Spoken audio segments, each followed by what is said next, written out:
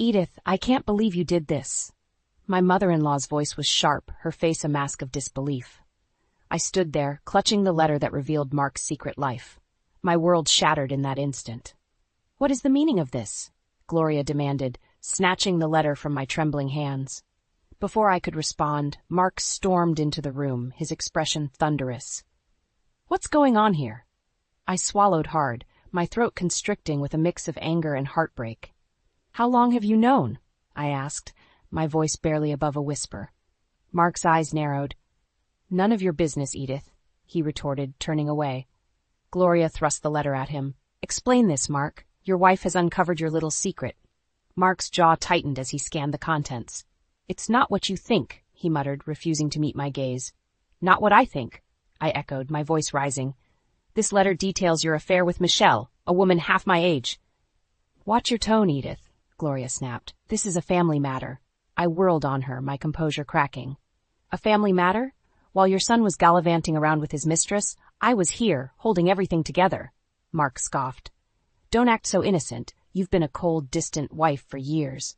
Because you've been emotionally absent. I shot back. Late nights, unexplained absences. It all makes sense now. Gloria stepped between us, her eyes flashing. Enough of this nonsense. We will not let this ruin our family's reputation. I stared at her, incredulous. Reputation? Your son has been carrying on an affair, and you're worried about reputation? You've always been a poor excuse for a wife, Gloria sniped. No wonder Mark strayed. Yet I'm the one holding this family together, I replied calmly, my anger hardening into resolve. Mark laughed bitterly. Is that what you think? You're delusional, Edith. I met his gaze, unflinching.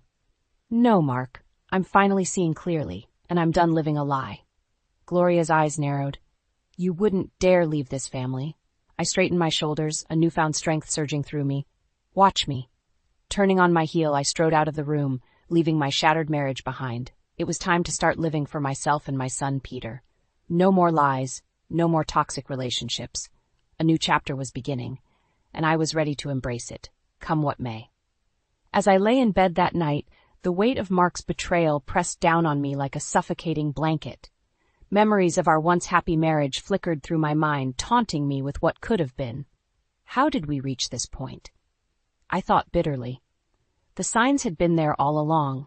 The late nights, the unexplained absences, the growing emotional distance.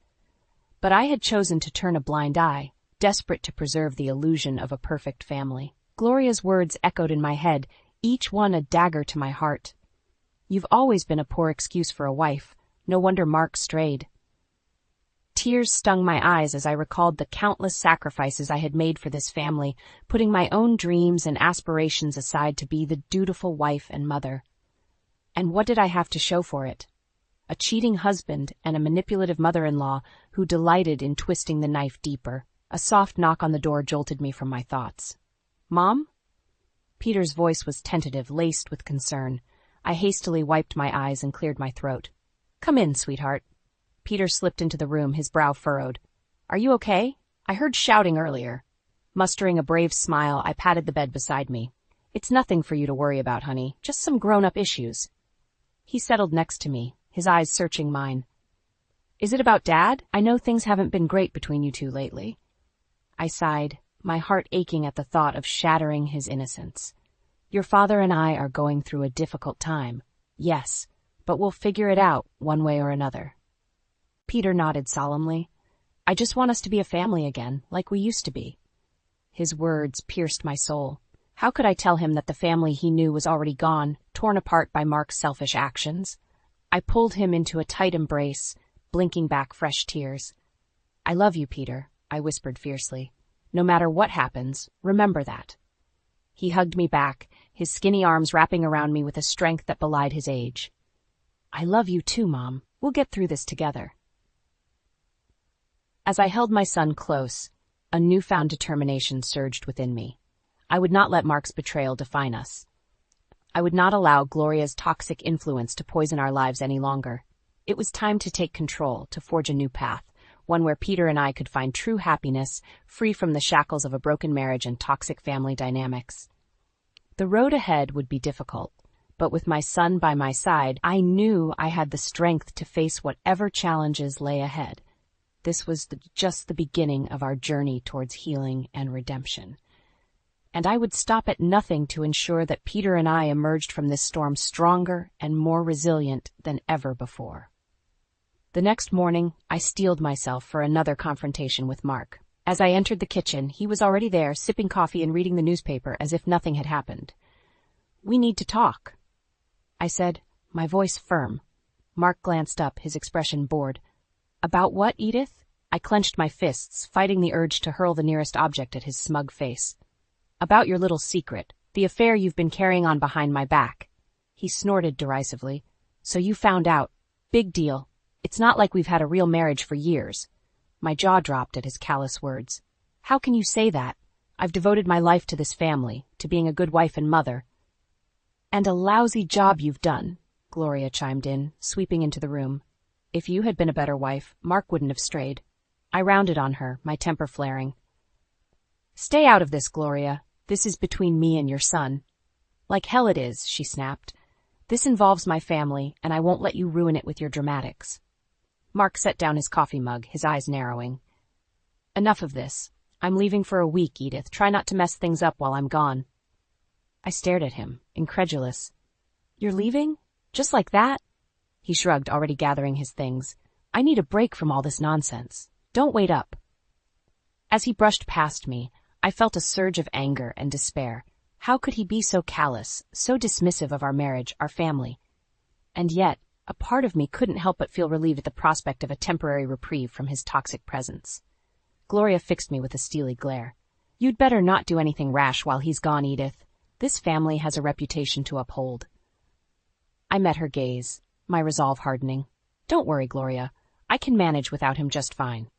As Mark's car pulled out of the driveway, I felt a strange sense of liberation.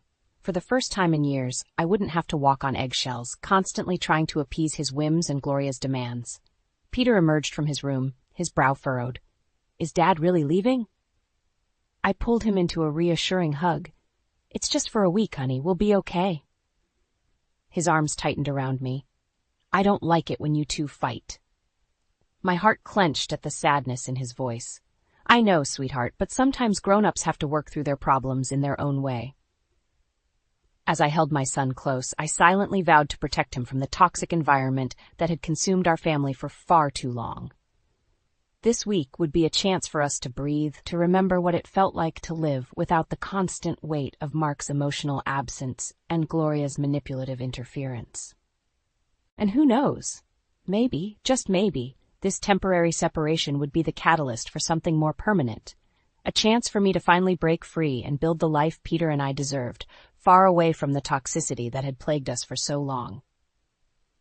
The first few days of Mark's absence were a welcome reprieve, but my relief was short-lived. On the third day, Peter came down with a high fever, and my world was thrown into chaos once again. "It's a fever, Mom, but he's burning up. I don't know what to do." I sobbed into the phone, cradling my ailing son in my arms. "We're on our way, darling. Hang in there." My mother's soothing voice came through the line. I tried my best to keep Peter comfortable, but his condition only seemed to worsen.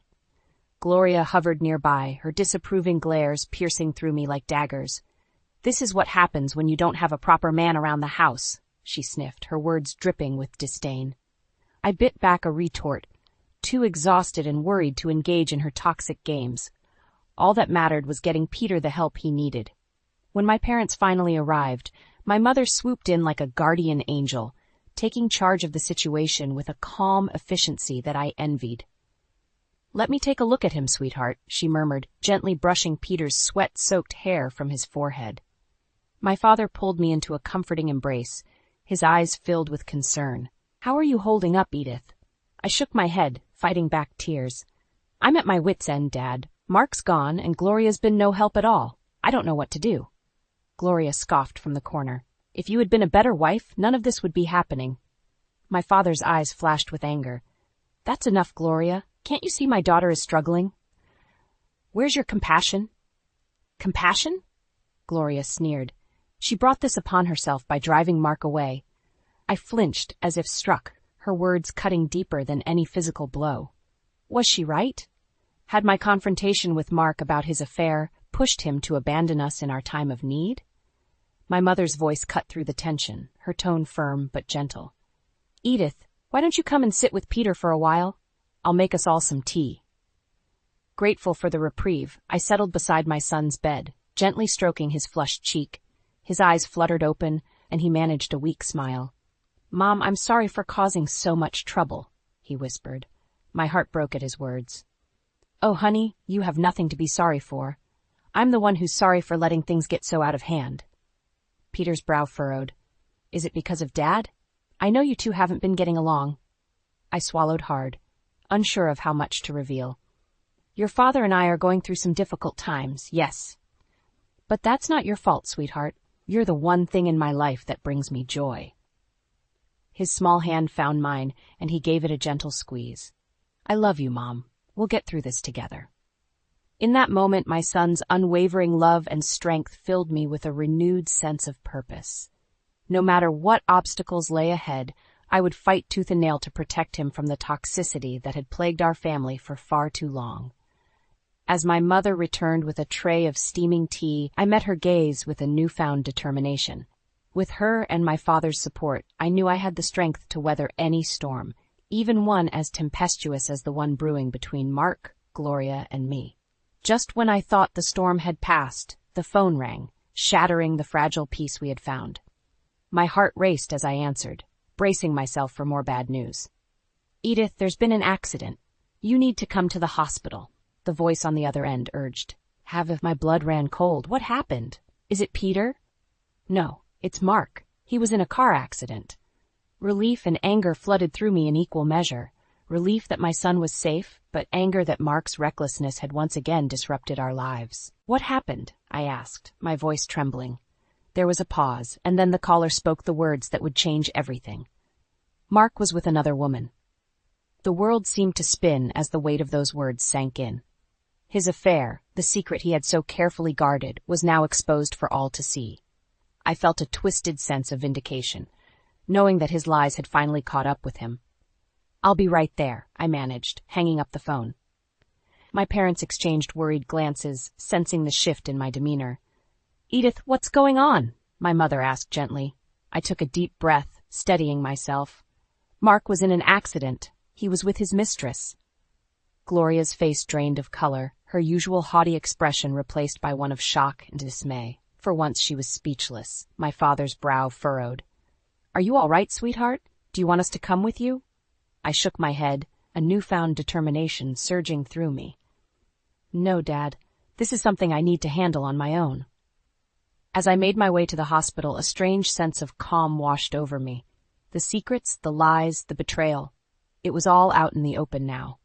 Mark had no more cards to play, no more excuses to hide behind. When I arrived at his room, the sight of him lying there, battered and vulnerable, should have filled me with pity. Instead, I felt a twisted sense of satisfaction, knowing that he was finally facing the consequences of his actions. Edith, he croaked, his eyes widening as I approached his bedside. Don't bother, Mark, I said, holding up a hand to silence him. I know everything. Your little secret is out. He flinched, his gaze dropping in shame. For once he had no snide remarks, no dismissive comments to deflect the truth. So, what now? He asked, his voice barely above a whisper. I took a deep breath, steeling myself for what was to come. Now, we face the reality of our situation. No more lies, no more secrets. It's time to decide what we really want. Mark's eyes met mine, a flicker of defiance still burning within them. And what if I don't want to let you go? I held his gaze, my resolve unwavering. That's not your decision to make anymore, Mark. You lost that right the moment you betrayed our marriage. As the weight of my words settled over him, I felt a sense of power, a newfound strength that had been buried for far too long. The tables had turned, and for once, I was the one in control. This was just the beginning of a new chapter, one where I would no longer be a victim of Mark's selfish actions or Gloria's toxic manipulations. It was time to take back my life, to fight for the happiness and peace that had eluded me for far too long. And as I looked into Mark's defeated eyes, I knew that this time I would emerge victorious, no matter the cost. The hospital room was thick with tension as I faced Mark, his battered form a stark reminder of the consequences of his actions. For once he seemed subdued, unable to deflect the harsh reality that had come crashing down upon us. "So, this is it, Mark," I said, my voice steady despite the turmoil raging within me. "We're done." I held out the divorce papers, the weight of their implications heavy in my hands. This was the moment I had both dreaded and longed for, the chance to finally sever the toxic ties that had bound us for far too long. Mark's eyes widened, a flicker of defiance still burning within them. "You wouldn't dare," he growled, his words laced with a familiar arrogance. I met his gaze, unflinching. "Watch me." As he stared at the papers, his bravado seemed to falter, replaced by a rare glimpse of vulnerability. For a fleeting moment, I almost felt pity for him. Almost. "After everything we've been through, you're just going to throw it all away?" he asked, his voice tinged with desperation. I couldn't help but laugh, a bitter sound that echoed through the sterile room. "Everything we've been through? You mean the years of emotional neglect, the constant disrespect, the lies and betrayal?" Mark flinched, his eyes dropping to the stark white sheets that covered his battered form. "You did this, Mark," I continued, the words tumbling out in a torrent of pent-up frustration. "You destroyed our marriage with your selfish actions, your complete disregard for our family." His jaw clenched, but he remained silent, unable to deflect the truth that hung heavy in the air between us. "I gave you everything," I said, my voice thick with emotion. "I put my dreams aside, sacrificed my own happiness, all for the sake of our family. And how did you repay me? By carrying on an affair with a woman half my age, flaunting your infidelity for the world to see." Mark opened his mouth, but I held up a hand, cutting him off. "Don't bother making excuses, Mark. It's too late for that. The damage is done, and there's no going back." I took a deep breath, steeling myself for what was to come. "Sign the papers, Mark. It's over." His eyes met mine, a flicker of defiance still burning within their depths. "And if I refuse?" I couldn't help but laugh, a bitter sound that echoed through the sterile room. "Then you'll be left with nothing. No wife, no family, no reputation. Just the consequences of your own selfish actions." As the weight of my words settled over him, I could see the fight draining from his eyes, replaced by a weary resignation. "Fine," he muttered, reaching for the pen beside his bed. "Have it your way, Edith."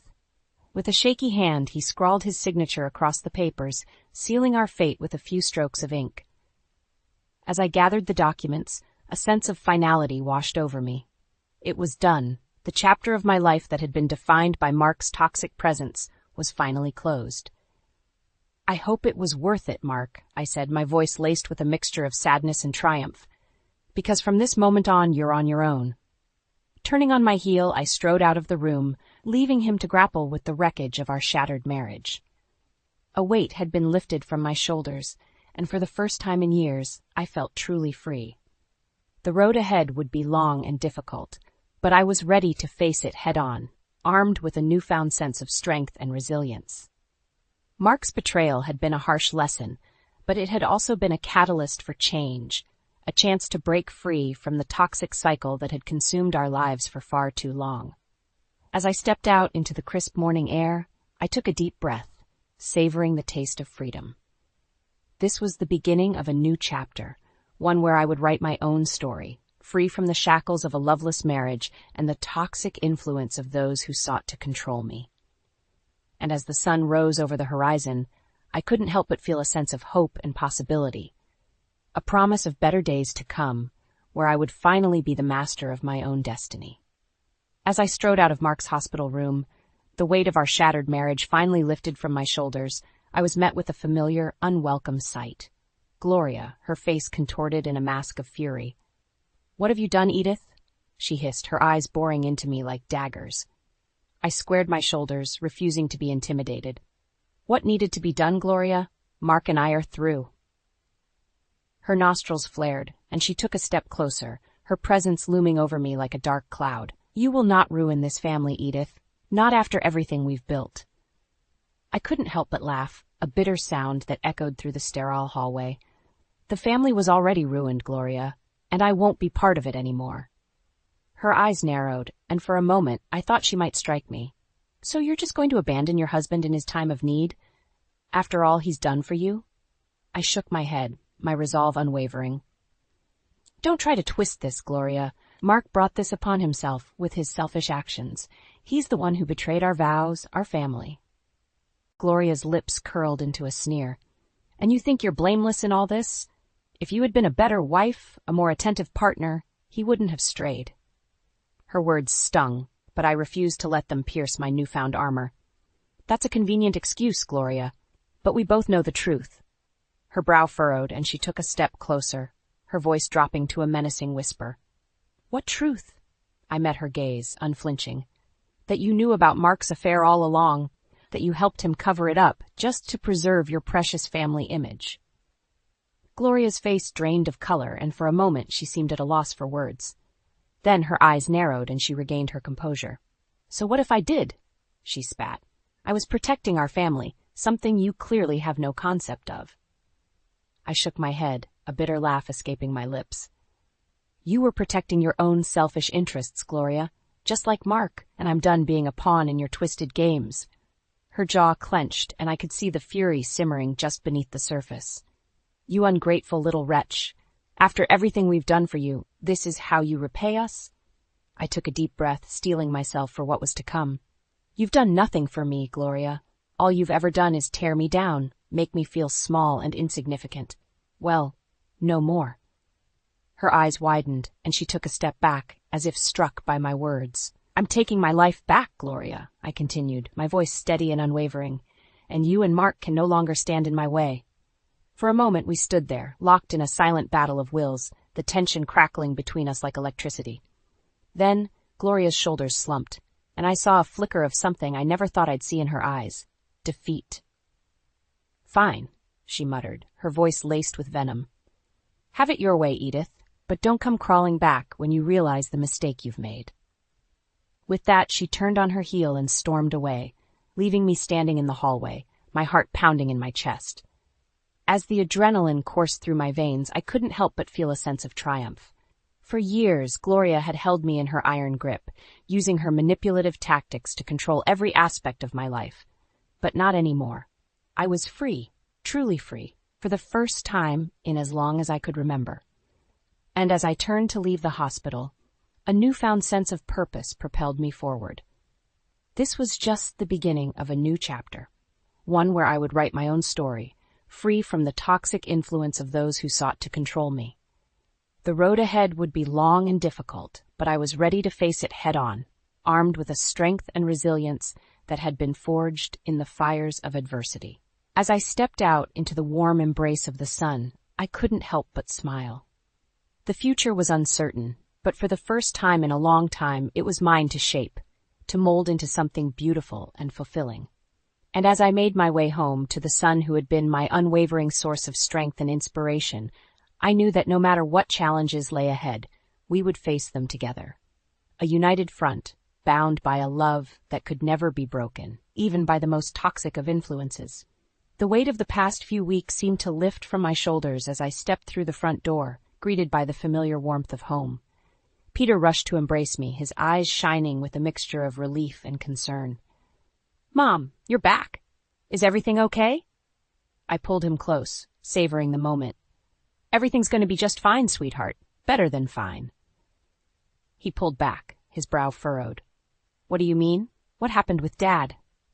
I took a deep breath, steeling myself for the conversation ahead. Peter, your father and we're separating. His eyes widened, and I could see the questions forming on his lips. I know this is a lot to take in, I continued, guiding him to the couch. But it's for the best, believe me. Peter nodded slowly, his gaze fixed on me with an intensity that belied his age. Is it because of the fighting and his other woman? I felt a pang of sadness that my son had been exposed to such ugliness, but I knew it was better to be honest with him. Yes, honey, your father made some choices that hurt our family deeply, and as much as I love him, I can't stay in a relationship like that anymore. Peter's eyes glistened with unshed tears. But what about us? Are we still a family? I pulled him into a fierce embrace, my heart swelling with love for this remarkable boy. Of course we are, Peter. You and I will always be a family, no matter what happens. And this time, it'll be a family built on love, respect, and honesty. He nodded against my shoulder, and I could feel the tension slowly leaving his body. "I'm sorry you had to go through all this, sweetheart," I murmured, stroking his hair. "But I promise, better days are ahead." As we sat there, holding each other close, I felt a sense of peace wash over me, a calm certainty that I was finally on the right path. The road ahead would be challenging, but with Peter by my side, I knew we could weather any storm. In the days and weeks that followed, we settled into a new routine, one free from the toxic influence of Mark and Gloria. I reconnected with old friends, finding solace and support in their unwavering companionship. And slowly but surely, the wounds of the past began to heal. One sunny afternoon, as Peter and I strolled through the park, hand in hand, he turned to me with a smile that warmed my heart. "Mommy, can we visit Grandpa and Grandma tomorrow?" I couldn't help but grin, filled with gratitude for the loving family that had stood by us through it all. "Of course, darling. We're free to do whatever we want now." As we continued our walk, surrounded by the laughter of children and the gentle rustling of leaves, I felt a sense of contentment wash over me. This was the life I had dreamed of, a life filled with love, laughter, and the freedom to forge our own path.